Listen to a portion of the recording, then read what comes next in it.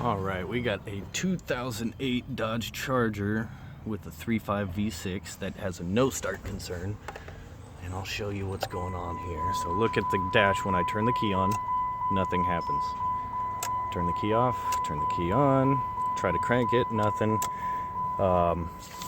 Long story short, I went through all these diagrams and found that there was no power to the relays that energized the computers, and on this vehicle there was no communication with the engine computer, just the TIPM.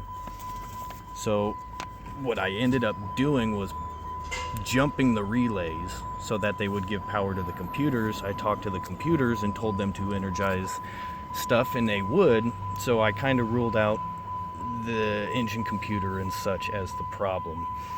This actually threw me through a loop because I could get power coming in, and when I turned the key on I got power coming out. But what I noticed was on the scan tool, when it registered that there was a good key fob in the ignition, and as you can see, turning the key, nothing happens.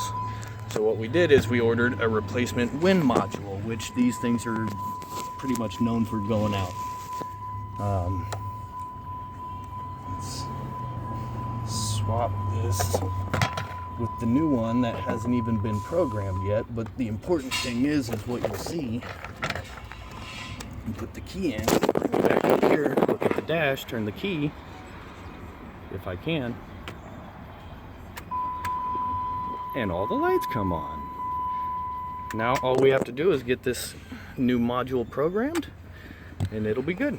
So if you have a Dodge Charger with a no start condition and the lights don't turn on when you turn on the key, most likely it's going to be this. There is a couple ways to confirm that, but I found the easiest way was a mix of the scan tool, checking the scan data readings for this, and then also ruling out the relays and the computers by jumping them and confirming that the circuits work.